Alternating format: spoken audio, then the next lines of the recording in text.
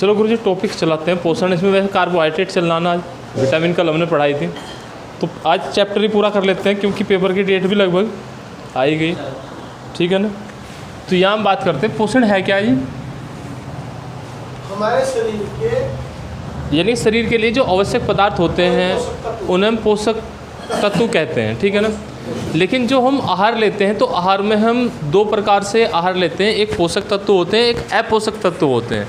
तो पहली कंडीशन ये आती है कि अगर आपसे पूछा जाता है कि जो भोजन है, भोजन के मुख्य तत्व कौन से कितने होते हैं जी? भोजन के, हाँ, भोजन के मुख्य तत्व कितने होते हैं?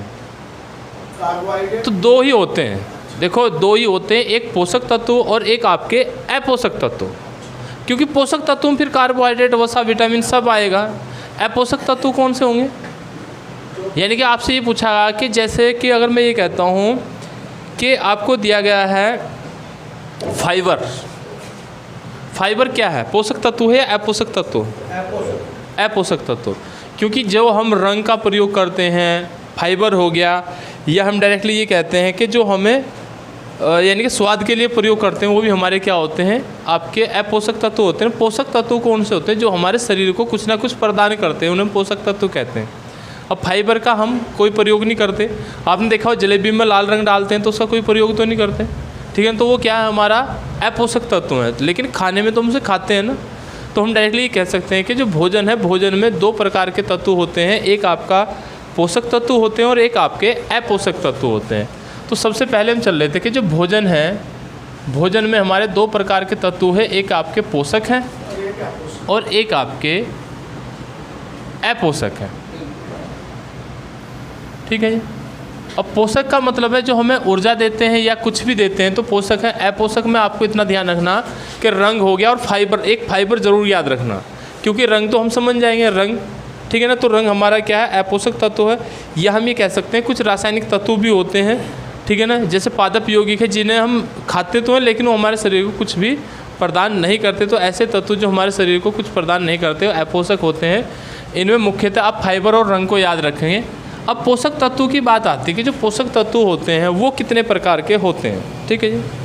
तो अगर हम इनके स्वरूप देखते हैं, स्वरूप या रचना के आधार पर हम देखते हैं, तो ये दो प्रकार के होते हैं। एक आपके होते हैं मैक्रो और एक होते हैं आपके माइक्रो। एक होते हैं आपके मैक्रो और एक होते हैं आपके माइक्रो। अब आपको ये बताना कि छोटे कौन से हैं। देखो छोटा का मतलब होता है, माइक्रो छोटा होता है ना, तो मैक्रो का मतलब है बड़ा। आप याद रखें कि जो बड़े होते हैं, बड़े पोषक तत्व होते हैं, उन्हें हम मैक्रो कहते हैं। जो छोटे पोषक तत्व होते हैं उन्हें हम क्या कहते हैं? माइक्रो कहते हैं। अब मैंने आपको शब्द दिया है विटामिन्स, कल हमारा टॉपिक चला था विटामिन्स। तो आपको ये बताना विटामिन्स किस प्रकार का पोषक तत्व है। ऑप्शन मैक्रो, माइक्रो दो हैं, क्योंकि ऑप्शन देने के लिए मिसो भी दे सकते थे, लेकिन यहाँ मिसो कोई मतलब नहीं। अभी आपको ये बताना कि माइक्रो है मैक्रो है, बताना विटामिन क्या होंगे। विटामिन को ऊर्जा देते हैं। अभी ऊर्जा तो हमने पोषक तत्व, यहाँ तो हमारा वो तो चैप्टर ख़त्म हो गया। अब हम यहाँ पूछ रहे हैं कि ये दो प्रकार के पोषक तत्व हैं, एक मैक्रो है और एक माइक्रो है। तो माइक्रो कौन से होते हैं और मैक्रो कौन से होते हैं? तो माइक्रो का मतलब होता है बड़े और माइक्रो का मतलब होता है छोटे और मैक्रो का मतलब होता है बड़े। तो यहाँ जो आपके बड़े जो पोषक तत्व होंगे वो कौन से होंगे? हमने पूछा था आपसे विटामिन। तो विटामिन कौन सा है? देखो विटामिन्स हो, मिनरल्स हो, ठीक है जी, आपका पानी हो, ठीक है, ये हमारे क्या हैं? सभी माइक्रो होते हैं। तो आपको ये ध्यान देना था, कल जो हमारा चला था वो क्या था? विटामिन था, मिनरल है और आपका जल है। तो ये हमारे किसकी श्रेणी में आते हैं जी? माइक्रो। अब मिनरल्स कौन क्या होते हैं जी? मिनरल्स क्या होते हैं? हाँ देखो, मिनरल्स का मतलब है यहाँ जो आप खनिज पदार्थों का प्रयोग करते हैं उन्हें हम मिनरल्स कहते हैं। एग्जाम्पल के लिए मैं आपसे पूछता, सोडियम किस प्रकार का पोषक तत्व है? तो हमें ये पता है कि वो क्या है? माइक्रो है, क्योंकि मिनरल्स हमारे खनिज पदार्थ होते हैं। सोडियम हो, लोहा हो, क्योंकि हम कैल्शियम, किसका? फास्फोरस कैल्शियम का प्रयोग करते हैं। तो ये हमारे क्या है? ये सारे मिनरल्स ही तो हैं। पोटेशियम है, मैग्नीशियम है, सल्फर है, कॉपर है, जो भी हम शरीर को जिनकी आवश्यकता होती है ये सारे माइक्रो हैं। तो आपको ये ध्यान रखना विटामिन होगी, विटामिन हमने कल आपको पढ़ाए थे, इसमें बी सीरीज, हाँ खैर विटामिन तो चलो बाद में थोड़ी सी बात इस पर कर लेंगे, वैसे हमारा टोटल विटामिन कल हो गया था। तो यहाँ मिनरल से जल है, ये समझ आ गया ना। अब यहाँ बात करते हैं कि जो आपके आते हैं मैक्रो। मैक्रो का मतलब होता है ऐसे पोषक तत्व जो बड़े होते हैं, और बड़े तत्व में कौन कौन से होते हैं जी? जैसे हम ये कह सकते हैं कि मुख्यतः हमें क्या होता है, कार्बोहाइड्रेट होता है ना, कार्बोहाइड्रेट,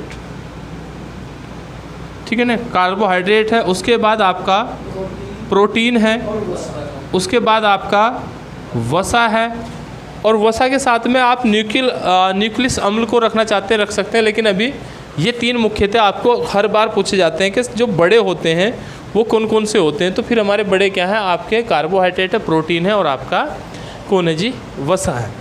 तो टोटल हम ये कह रहे हैं, देखो ये तो हमने कहा था पोषक तत्वों के प्रकार है, मैक्रो और माइक्रो, ये पोषक तत्वों के प्रकार हैं। और तो इसी में हमने कहा कि माइक्रो में कार्बोहाइड्रेट, प्रोटीन, वसा हमारा आ गया। विटामिन हमने इधर से कल पढ़ लिया था, इसमें हमारे मिनरल्स रह रहे हैं, उनके बारे में भी बात करेंगे। तो यहाँ जो आते हैं, आज का जो हमारा टॉपिक है वो है सबसे पहले कार्बोहाइड्रेट, ठीक है जी। तो कार्बोहाइड्रेट क्या होता है जी?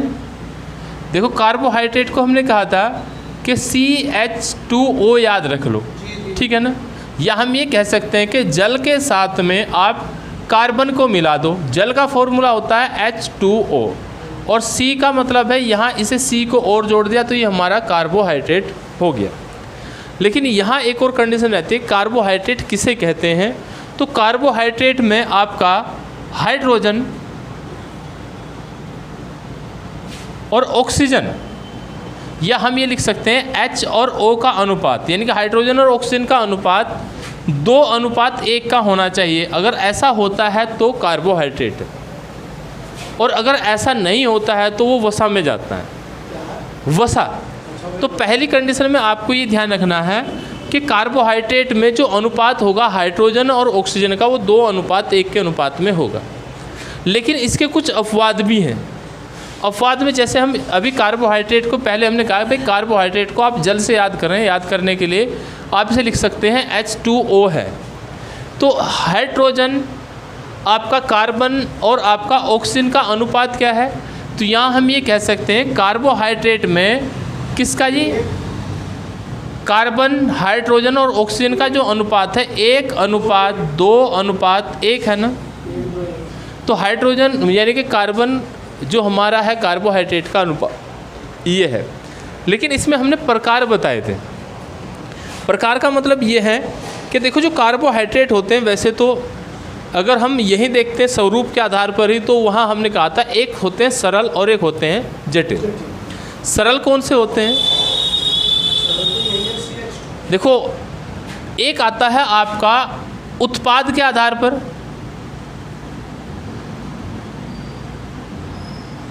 एक आता है प्रयोग के आधार पर, ठीक है ना। हालांकि संख्या निश्चित नहीं है, तो प्रयोग के आधार पर हम देखते हैं। तो कार्बोहाइड्रेट 3 प्रकार का है। नंबर 1 है आपका ऊर्जा उत्पाद, जो पोषक तत्व होते हैं हमारे, हम ये कह रहे हैं कि पोषक तत्व जो होते हैं वो प्रयोग के आधार पे 3 प्रकार के होते हैं पोषक तत्व। देखो आकार के आधार पे 2 प्रकार के थे, मैक्रो और माइक्रो, ठीक है ना। अब यहाँ हमने कहा प्रयोग के आधार पे 3 प्रकार के हैं। एक ऊर्जा है, नंबर 2 क्या है जी आपका वृद्धि है, और नंबर 3 क्या है जी आपका उपापचय है। ये 3 प्रकार के होते हैं, मुख्यतः 3 प्रकार के, नहीं तो 4 चौथा अनुवांशिकी भी होता है, यानी कि जिसे हम न्यूक्लियस कहते हैं। तो हम ये कह रहे हैं कि 3 प्रकार हमारे कौन से, वृद्धि है, ऊर्जा है और उपापचय है। अब उपापचय देखो, यहाँ आपको पोषक तत्व पूछा है, तो पोषक तत्व में हमने कहा कि यहाँ से हमारा पोषक तत्व पहले माइक्रो मैक्रो था, ये समझ आ गया। जो पेपर दिया था उसमें ये क्वेश्चन थे, दोनों क्वेश्चन दिए हुए हैं। एक तो वहाँ कार्बोहाइड्रेट का क्या पूछा, अनुपात, तो कार्बोहाइड्रेट का अनुपात ये सही होगा। और आपका जो पोषक तत्व हैं वो ऊर्जा, प्रयोग के आधार पर 3 प्रकार के होते हैं, ऊर्जा है, वृद्धि है और उपापचय है।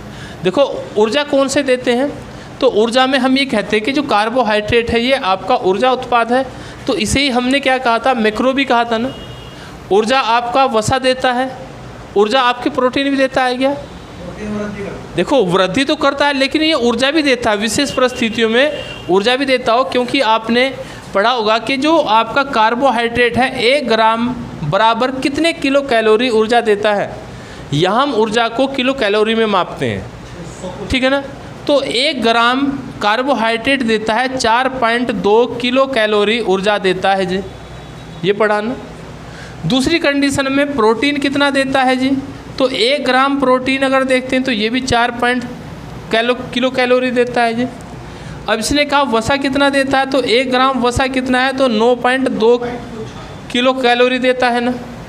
सबसे अधिक वसा ऊर्जा देता है, देखो सबसे अधिक जो ऊर्जा देता है वो वसा देता है। लेकिन यहाँ कंडीशन क्या है कि कार्बोहाइड्रेट से भी हमें ऊर्जा मिल रही, वसा से भी, तो हम प्रोटीन को वृद्धि में क्यों रख रहे हैं।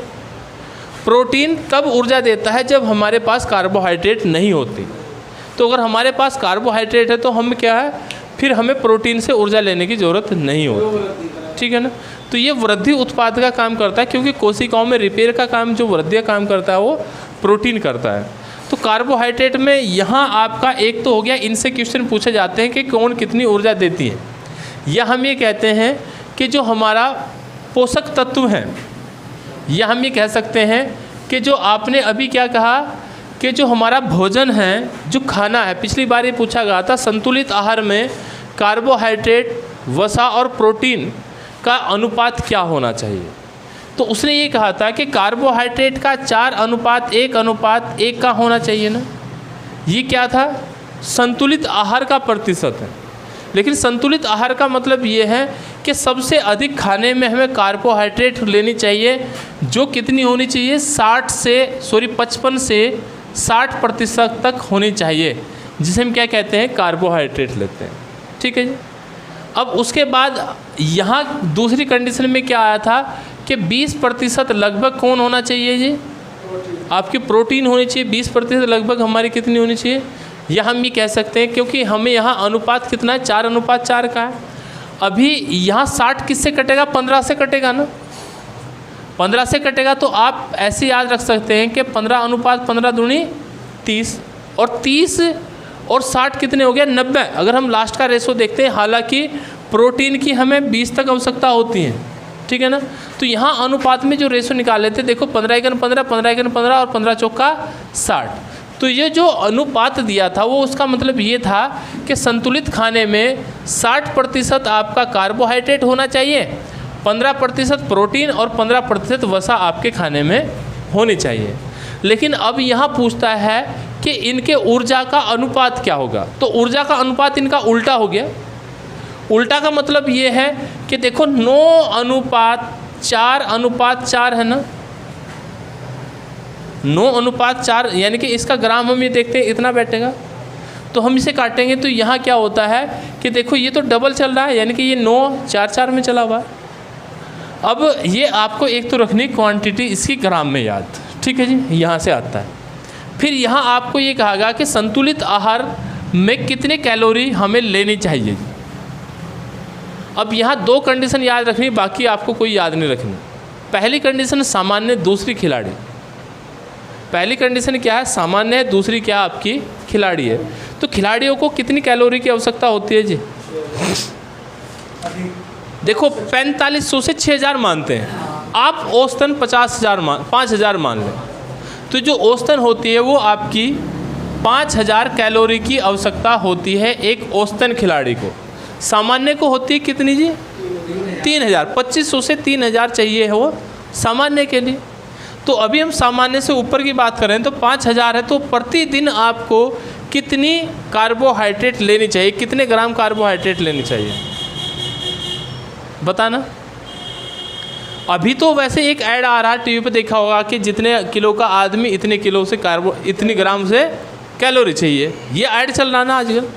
या हमें कहा 5000 है तो 5000 का निकाल दो ना 60%, कुछ नहीं करना, 5000 का 60% निकाल लो, ठीक है जी। अब 5000 का 60% निकाल लेंगे तो ये हटा दो, कितना बच गया जी, 300 नहीं 500 ग्राम। देखना यहाँ 500 ग्राम आ गई ना, तो हम डायरेक्टली ये कह रहे हैं कि आधा किलो लगभग रोज़ खाना चाहिए। और 6 कहा जा रहा हो। कैलोरी नहीं चाह रही, कौन सा 6? हाँ 300, सॉरी, हाँ वो 6 पंजे 30, 3000 3000 ग्राम चाहिए हमें। सामान्य व्यक्ति के लिए। हाँ जी, तो इसका मतलब क्या है कि सामान्य खिलाड़ी के लिए, यानी कि 3000 का मतलब है 3 किलो। 3000 का मतलब है 3 किलो रोज चाहिए ना 3 किलो एक खिलाड़ी को। तो यहाँ कैलोरी नहीं, ये हमने इसमें बताया कि इतना कैलोरी नहीं है, कैलोरी तो 5000 थी। हमने कहा इतने प्रतिशत खाना खाना चाहिए, तो हमें इतना खाना चाहिए, इतने खाना चाहिए, हमें इतने कार्बोहाइड्रेट चाहिए। हाँ, डायरेक्टली हम ये कह रहे हैं। तो यहाँ से आपको ये ध्यान रखना है, किसी का भी निकाल ले इस अनुपात में निकल जाएगा। लेकिन यहाँ जो अनुपात दिया है, अगर आपको वैल्यू ऐसी रहती है कि कितना आपको कार्बोहाइड्रेट चाहिए तो इतना चाहिए, आपको अगर वसा पूछा तो 25 से 30% है। देखो, जबकि हमने यहाँ क्या लिखा था, 15 से 15 मान लिया था, क्योंकि वो क्या था, एवरेज था। तो यहाँ वसा क्या है, 25 से 30% तक वसा होना चाहिए। प्रोटीन होनी चाहिए 10 से 15। देखो, प्रोटीन है 10 से 15 और 25 से 30% कौन है आपका, वसा होनी चाहिए खाने में। ये संतुलित आहार का रेशो है। अभी देखो, या तो आपको वो ये वाली वैल्यू दे देगा, या ये वाली, या इनके बीच की वैल्यू दे देगा। औसत का अगर हम औसत निकालते हैं तो औसतन कैसी होगी, 25 और 30 को क्या करो, जोड़ो, 2 से भाग कर दो, आंसर आ जाएगा। तो यहाँ पोषक तत्व में ये चीज़ समझ में आई। देखो, एक तो इसमें कैलोरी, कितनी कैलोरी होती है। अब देखो, 1 ग्राम के बराबर इतनी कैलोरी चल रही थी ना, 1 ग्राम कार्बोहाइड्रेट के बराबर इतनी कैलोरी चल रही है, तो वहाँ कितने ग्राम खाना चाहिए, उसमें कितनी कैलोरी होगी, तो फिर ऐसे करके हम उसे गुणा भाग करके कर सकते हैं। लेकिन यहाँ आपको केवल यही याद रखना अभी कि जो कैलोरी होती है तो वो आप ऐसे चलते हैं, ठीक है ना। अब बात करते हैं कार्बोहाइड्रेट की। जो हमारा कार्बोहाइड्रेट है, हमने इसमें कहा कि ऑक्सीजन का और किसका अनुपात, हाइड्रोजन का अनुपात 2:1 का अनुपात होना चाहिए। लेकिन ऐसे भी कार्बोहाइड्रेट हैं जिनमें ये अनुपात नहीं होता, उन्हें कहते हैं अपवाद की श्रेणी में रखते हैं। एग्जाम्पल के लिए हम ये कहते हैं कि जो कार्बोहाइड्रेट है वो कितने प्रकार का होता है जी, कार्बोहाइड्रेट कितने प्रकार का होता है। 2 प्रकार। देखो, अगर हम देखते हैं सैकराइड्स के अकॉर्डिंग, यानी कि हम देखते हैं उसके अणुबंधों के कारण, तो उसमें क्या होता है, जैसे आप पाचन क्रिया में देख रहे थे, तो पाचन की दृष्टि से हमारे यहाँ 3 प्रकार का होता है। या हम कहते हैं उसके अणुबंधों के आधार पर, मुख्य 3 है, नहीं तो ज़्यादा भी होता है। वहाँ आपको मोनोसैकराइड्स, ड्राईसैकराइड्स और आपका पॉलीसैकराइड्स, कई बार कुछ किताबें वाले ओलीसैकराइड्स भी दिखा देते हैं। अब होता क्या है, मोनो का मतलब है एक। आप याद रखें कि यहाँ जो कार्बोहाइड्रेट के प्रकार हैं, तो यहाँ एक है आपका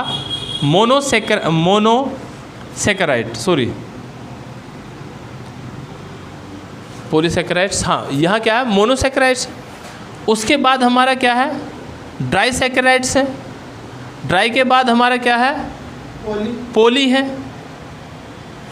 अब जो पॉलीसैकराइड्स कार्बोहाइड्रेट है, देखो यहाँ अंतर क्या चल रहा है इनमें। मोनो का मतलब है इसमें एक अणु होगा। मोनो का मतलब क्या है, इसमें कार्बन का नहीं, ये कुल ही एक अणु की श्रृंखला होगी।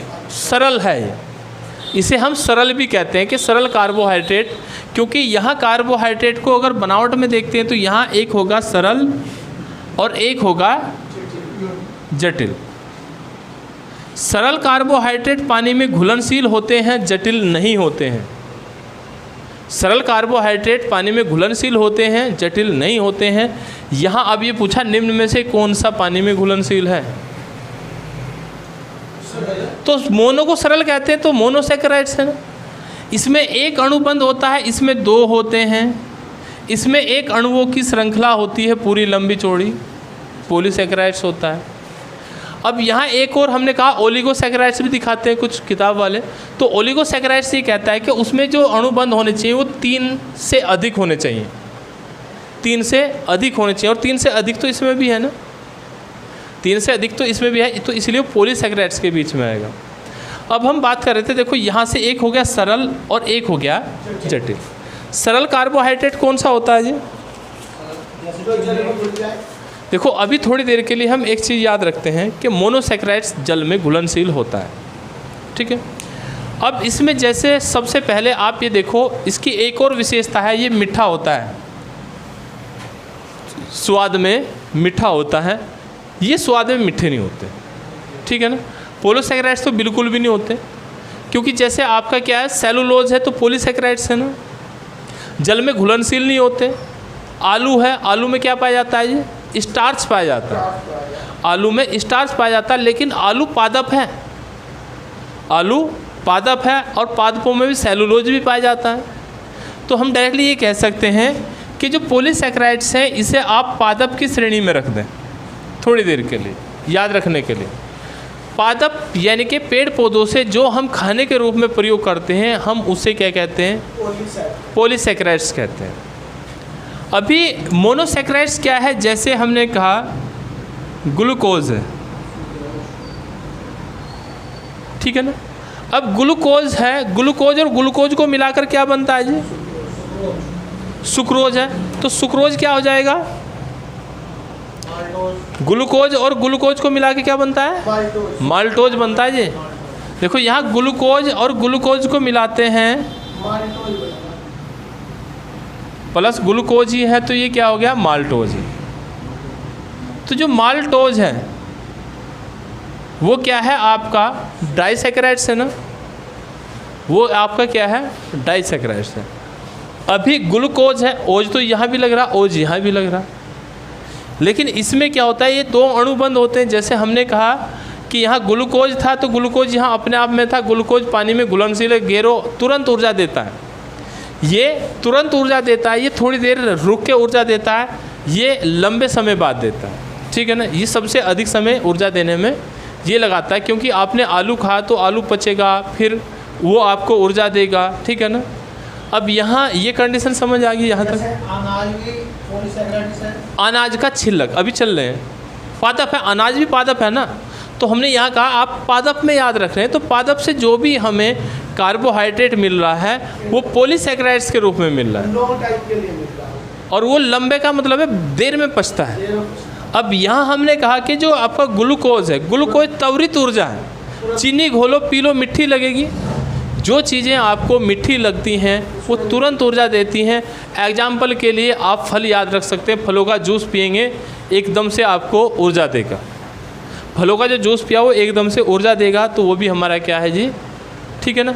तो हम उसे क्या कह सकते हैं? वो मीठा लगता है, लेकिन यहाँ कंडीशन ये आती है, फलों में होता है फ्रैक्टोज। फलों में क्या होता है? फ्रैक्टोज। अब फ्रैक्टोज क्या होता है? आपसे ये पूछा, फ्रैक्टोज है, मोनोसैकेराइड्स है, डाइसैकेराइड्स है, पॉलीसैकेराइड्स है। तो अभी क्या है? मोनो है ना। देखो समझ आ गया आराम से, बिना याद करें। हमने कहा भाई वो क्या ग्लूकोज है, हमें तो ये ध्यान रखना मीठा लगना चाहिए, मीठा लगेगा तो आपका मोनोसैकेराइड्स है। त्वरित पचना चाहिए, त्वरित ऊर्जा देनी चाहिए, तो कौन है? आपका मोनोसैकेराइड्स है। अब फ्रैक्टोज हो गया, ग्लूकोज हो गया, ठीक है जी। आपका गलैक्टोज हो गया, ग्लाइक्टोज हो गया, तो सारे किसी में? इसी में। लेकिन जो आपके, हाँ बताओ क्या कह रहे थे गुरु जी? ग्लूकोज के साथ अगर फ्रैक्टोज मिला देते तो सुक्रोज बन जाता है। हमने आपको 3 बताए थे, यहाँ सुक्रोज, माल्टोज और एक आपका कौन था? लैक्टोज। सुक्रोज एक था यहाँ, सुक्रोज, और एक था आपका यहाँ लैक्टोज। अभी देखो माल्टोज तो सबसे पहले है ही, 3 तो हमने लिखी दिए। तो इसमें क्या था? ग्लूकोज के साथ में कौन कौन घुल लेते जी? ग्लूकोज के ग्लूकोज घोला तो क्या हो गया आपका? माल्टोज हो गया। और ग्लूकोज के साथ में हमने फ्रैक्टोज जोड़ दिया तो सुक्रोज हो गया, और ग्लूकोज के साथ हमने गलैक्टोज जोड़ दिया तो लैक्टोज हो गया, ठीक है ना। तो ये वाली कंडीशन थी ना, तो ये तो यहाँ तक समझ आ गया। अब इसके बाद हमें आपको यहाँ से देखो क्वेश्चन कैसे पूछे जाते हैं वो चलते हैं। आपसे पूछा गया है काइटिन, आपने पढ़ा नहीं, हाँ आपसे पूछा गया काइटिन है, और 1% हम ये कह रहे हैं आपने पढ़ा नहीं, अलग से नहीं पढ़ा। लेकिन काइटिन क्या होता है? जो कवक होते हैं, कवकों के ऊपर जो आपकी ढोबरी बनी होती है वो किसकी होती है? काइटिन की बनी होती है, ठीक है ना। तो काइटिन क्या होता है? पादपों के जो कवक होते हैं, कवक के ऊपर जो ढोबर बनी होती है उसे हम काइटिन की बनी होती है। अब जो काइटिन है वो किस प्रकार का कार्बोहाइड्रेट? पॉलीसैकेराइड्स है, ठीक है ना। तो वहाँ से हमें आराम से पता लग रहा है कि कौन पॉलीसैकेराइड्स है, कौन मोनोसैकेराइड्स है। अभी जैसे आपको यहाँ मैं कहता हूँ स्टार्च हमने पढ़ लिया, आलू में स्टार्च पाया जाता है तो स्टार्च पॉलीसैकेराइड्स है। अभी जैसे काइटिन हमने पढ़ लिया, जैसे आपका ग्लाइकोजन है, यहाँ एक और शब्द आता है, एक होता है आपको ग्लाइकोजन, ये अलग से याद रखना इम्पोर्टेंट रहेगा। वही पॉलीसैकेराइड्स है। हाँ, पॉलीसैकेराइड्स में ग्लाइकोजन याद रखना है, क्योंकि ग्लाइकोजन क्या होता है, ये पॉलीसैकेराइड्स होता है। जटिल। हाँ जी, जटिल में। तो इसीलिए हम यहाँ से आपको यही तो याद करा रहे हैं। देखो, याद का मतलब है कि जो अलग से याद रखना हो वो आपको याद रखना है। ये क्या है, पादप के साथ साथ में आपको ये भी याद रखना है। ठीक है। अब यहाँ से हमने बात की कि ये जो है हमारा ड्राई और मोनोसैकेराइड्स, इसे हम कहते हैं सरल कार्बोहाइड्रेट। जो हमारा क्या हो गया जी, आपका मोनोसैकेराइड्स हो गया, ड्राई सैकेराइड्स हो गया, इसे हमने क्या कह दिया, सरल कार्बोहाइड्रेट कह दिया। तो सरल कार्बोहाइड्रेट में ग्लूकोज हो, माल्टोज हो, सुक्रोज हो, फ्रैक्टोज हो, ठीक है ना, सारे जितने भी ओज वाले हैं वो सरल के साथ पहुंच गए जी। अब जो पादपों से मिलते हैं वो किसके साथ चले गए, ठीक है ना, पॉलीसैकेराइड्स के साथ चले गए। तो उन्हें हम क्या कहते हैं, वो होते हैं हमारे पॉलीसैकेराइड्स होते हैं जी। अभी देखो, यहाँ हमारे जो प्रकार में कन्फ्यूजन था वो यही तो था कि भाई कार्बोहाइड्रेट कितने प्रकार का होता है। तो कार्बोहाइड्रेट हमें पता लग गया कि कितने प्रकार का है, अलग अलग प्रकार से हम बताएंगे। यहाँ क्या है, आपका जो कार्बोहाइड्रेट होता है, यहाँ क्या है, पोषक तत्वों के आधार पे हमने माइक्रो मिक्रो पढ़ा था ना। ये ग्लाइकोजन क्या होगा? क्या ये ग्लाइकोजन क्या होगा? ये एक लंबी श्रृंखला है ग्लूकोज की ही एक लंबी श्रृंखला है जिसे ग्लाइकोजन कहते हैं। ठीक है ना। तो यहाँ तक तो आपका समझ आ गया होगा। अब इसमें ये रहता है कि हमने पहली बार आपको फॉर्मूले बताए थे। इसके लिए आपको एक फॉर्मूला बताया था, सरल के लिए लिखते हैं आप CH2O, यानी कि 1:2:1। पॉलीसैकेराइड्स के लिए आप फॉर्मूला क्या लिखते हैं जी, पॉलीसैकेराइड्स के लिए आप फॉर्मूला लिखते हैं जटिल के लिए, यानी कि यहाँ लिखते थे C6H12O,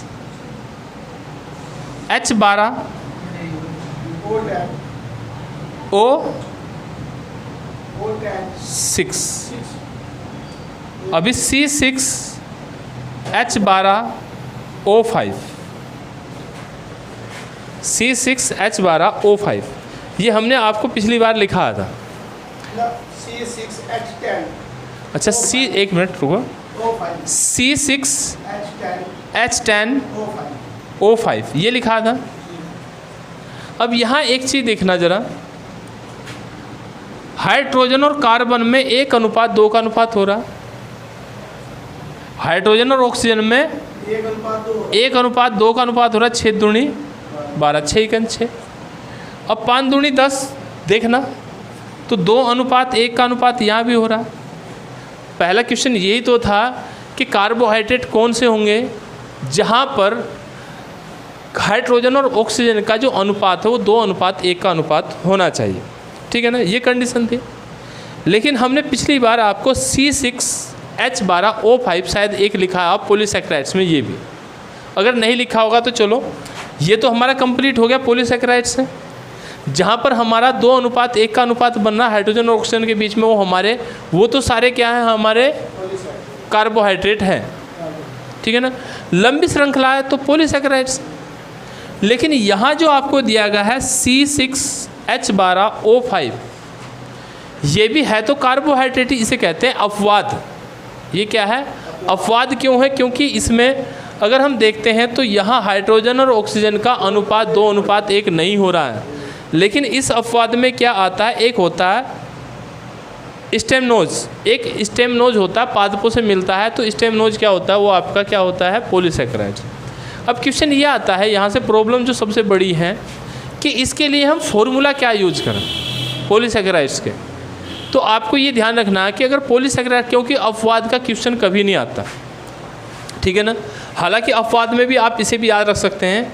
और अगर आपके पास में कोई भी पॉलीसैकेराइड दिया जाता है, देखना यहाँ एक लंबी श्रृंखला नहीं बन रही, यहाँ एक लंबी श्रृंखला बन रही है। तो जहाँ लंबी श्रृंखला बन रही है वो पॉलीसैकेराइड्स है, और हाइड्रोजन और ऑक्सीजन का अनुपात 2:1 होना चाहिए, तो वो पॉलीसैकेराइड्स है। बस इसे आप अलग से याद रखोगे, ये अपवाद में ये भी आपका पॉलीसैकेराइड्स का ही उदाहरण भी है। ठीक है ना, तो ये क्या है, इसका अपवाद है जी। अब यहाँ तक समझ आ गया। अब आपने देखा कि पाचन कैसे होता है प्रोटीन का, कार्बोहाइड्रेट का पाचन कहाँ से शुरू होता है, पाचन तंत्र में हालांकि अलग से चलेंगे तो मुंह से होता है। मुंह में सबसे पहले क्या निकलता है जी, लार होती है, लार में हमने 3 चीज़ें आपको बताई थी। 98.9% तो होता है पानी, बाकी इसमें निकलता है टाइलिन और एक क्या निकलता है, लाइसोजाइम, और आपका बलगम जिसे हम कहते हैं इलेक्ट्रोलाइट। ठीक है ना, ये 3 कंडीशन बताई थी। अब यहाँ आपसे ये पूछा गया है कि स्टार्च का पाचन, पेपर में जो दिया था स्टार्च का पाचन शुरू होता है। अब स्टार्च मतलब पॉलीसैकेराइड्स, शर्करा है, शर्करा तो मिट्टी होती है, कार्बोहाइड्रेट, एक शर्करा होती है और एक अशर्करा होती है। तो पॉलीसैकेराइड तो अशर्करा है ना, क्योंकि वो क्या है, हमारी मिट्टी नहीं है। तो यहाँ हमने कहा कि स्टार्च का पाचन शुरू होता है। तो जब भी आप देखते हैं टाइलिन क्या दिखाती है, स्टार्च का पाचन करती है। ठीक है ना, टाइलिन स्टार्च या मंड कह देते हैं, इसका पाचन करती है। अब स्टार्च या पाचन तो हमें यहाँ से मिल रहा था ना, जबकि पाचन तंत्र में ये भी कहा जाता है कि जो मानव का पाचन तंत्र है वो स्टार्च को पचा नहीं पाता, यानी कि पॉलीसैकेराइड्स को पचा नहीं पाता सही से।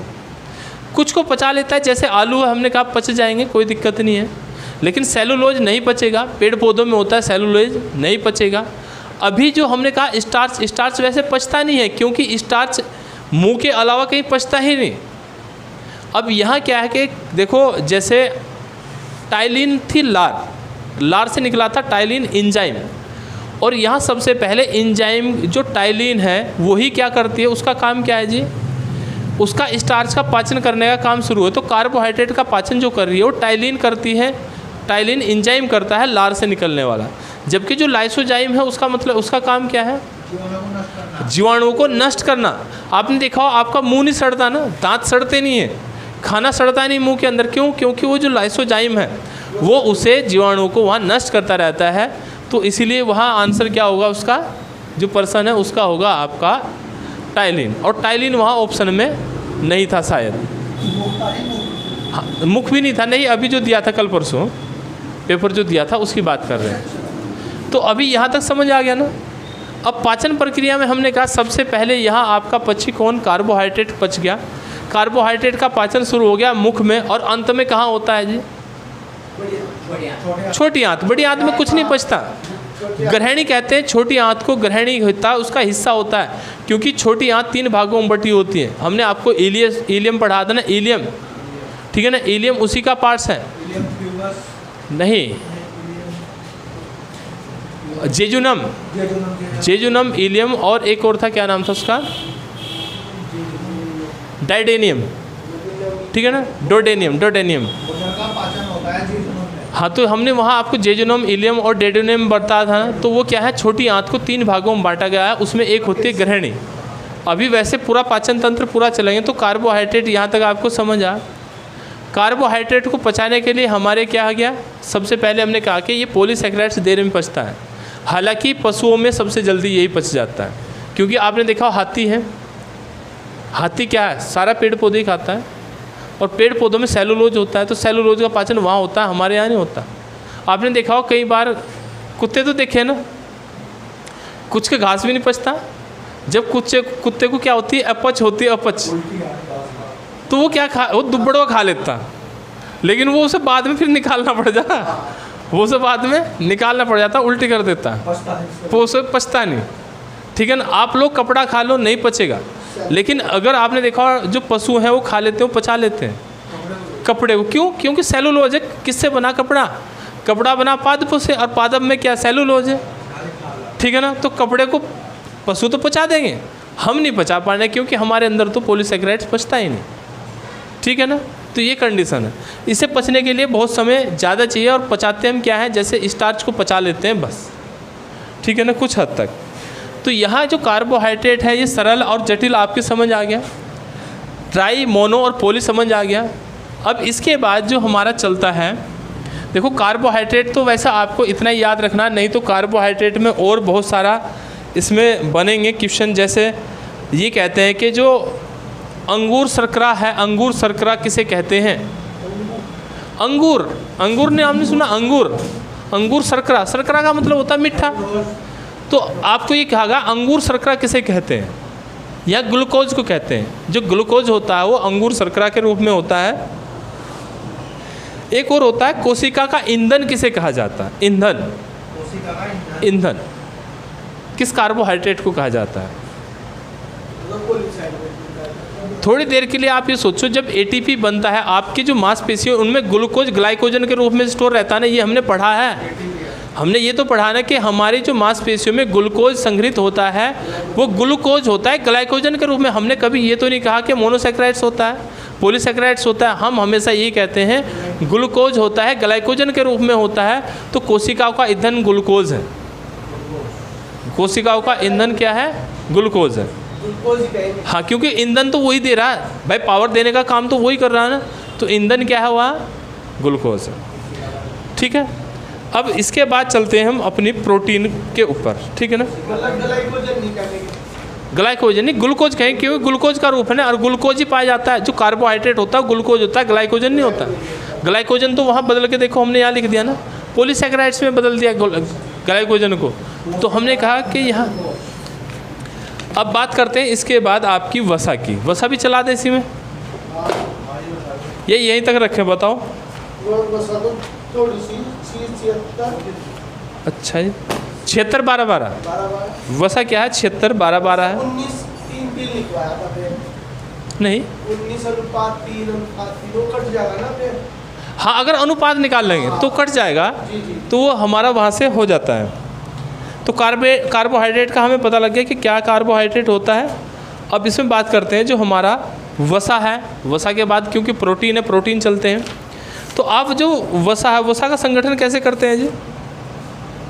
ये पहले प्रोटीन ही चले, पहले प्रोटीन ही चल देते हैं। तो हमने दूसरा लिखा था आपका, जो हमें पाचन जो पोषक तत्व थे उनमें क्या था आपका? प्रोटीन आता है ना। तो जो प्रोटीन है ये होता है अमीनो अम्ल।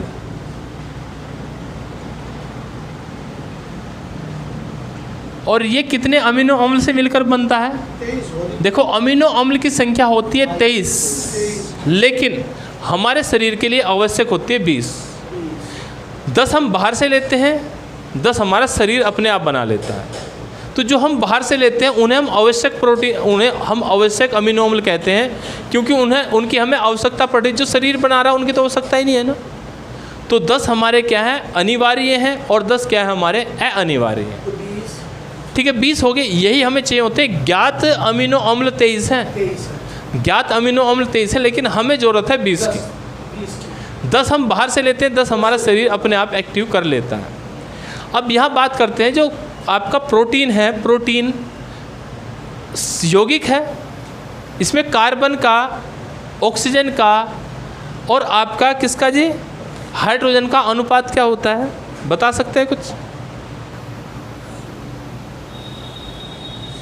देखो, अगर हम इसके संगठन की बात करते हैं, किसके? प्रोटीन के, तो इसमें जो कार्बन होता है 50 से 54% होता है। यानी कि कार्बन कितना होगा जी इसमें?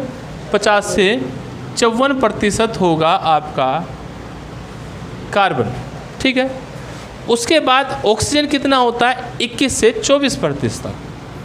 21 से 24% क्या होगा आपका? ऑक्सीजन होगा। इसके बाद नाइट्रोजन होता है 13 से 16। ये ऑक्सीजन था, ये नाइट्रोजन है, ये क्या है आपका? 13 से 16% तक होता है नाइट्रोजन। और जो हमारे पोषक तत्व हैं उनमें नाइट्रोजन केवल प्रोटीन में ही पाया जाता है, अन्य में प्रोटीन में अन्य में कोई हमें नाइट्रोजन नहीं मिलता। उसके बाद वैसे देखो हाइड्रोजन है, तो जो हाइड्रोजन है वो होता है आपका 7%। ठीक है, उसके बाद सल्फर है 0.2 से 0.7%। ठीक है ना, ये क्या है आपका? सल्फर है। तो ये इन्हें सबको मिलाकर क्या बनता है आपका? प्रोटीन बनता है। अब यहाँ हम अनुपात पूछ रहे थे किस किस का? कार्बन, ऑक्सीजन और आपका हाइड्रोजन। नाइट्रोजन तो अलग इसी में है केवल। तो यहाँ देखो, आपको या तो ये वैल्यू उठा लो। अब हाइड्रोजन तो किस में? वैसे ही 7% है, तो पहले तो कटेगा नहीं। अब जब कटेगा नहीं तो जू का तो हम रखते हैं। तो ये आपको ध्यान रखना, कार्बन 50 से, यानी कि सबसे ज़्यादा इसमें कार्बन होता है और सबसे कम क्या होता है? सल्फर होता है। ठीक है ना। एक ऐसा प्रोटीन में अलग से जो पाया जाता है वो क्या है? नाइट्रोजन है। अमीनो अम्ल की संख्या हमने बताई कि अमीनो अम्ल कितने, यहाँ हमने एक और कंडीशन बताई थी, हमारी दो कोशिका होती हैं, एक सूखी होती है, एक मृत यानी कि जीवित होती हैं। तो सूखी जो आपकी क्या होती है कोशिका होती है, उनमें प्रोटीन कितना होता है और मृत में कितना होता है? सबसे अधिक सूखी कोशिका। सूखी में होता है 50% और सजीव में रहता है जो जीवित रहती है 14%। 14 और आपका 50%। सूखी कोशिका। हाँ, सूखी में क्या है 50% है, मतलब आधा दूध होता है, क्योंकि आधा क्या था? पानी था। ठीक है। अब जब प्रोटीन का विखंडन होता है तो ये अमीनो अम्ल में टूटता है। ये भी ध्यान रखें, प्रोटीन का जब विखंडन होगा तो ये अमीनो अम्ल में ही टूटेगा, क्योंकि अमीनो अम्ल से मिलके बना तो अमीनो अम्ल में ये टूट जाएगा। जीवित कोशिका में कितना परसेंट? 13। जीवित में 14 लिखा हो पर 14 और 50। अब हम यहाँ बात कर रहे थे कि जो हमारे यहाँ अनिवार्य तथा अनिवार्य हमारे क्या हैं प्रोटीन है, तो उनमें या तो आप नाम भी याद रखना चाहते हो तो नाम याद रख सकते हैं, पर नाम फिर वो सारे के सारे अलग से लिखाने पड़ेंगे। तो अभी केवल आपको ये ध्यान रखना कि जो हमारी प्रोटीन है उसका काम क्या है, कितनी ऊर्जा देती है, यहाँ तक आपका काम चल जाएगा, कोई दिक्कत है नहीं। क्योंकि डीपली में ये है ना कि भाई देखो हम एनाटोम पढ़ रहे तो हमारे पोषण से संबंधित वहाँ क्वेश्चन आए हैं। पिछली बार यही तो आया था जल में घुलनशील विटामिन कौन है, अब की बार ये पूछ लेता है जल में घुलनशील कार्बोहाइड्रेट कौन सा है। आ गया आंसर तो हमारा, ठीक है ना, मोनोसैकेराइड्स है।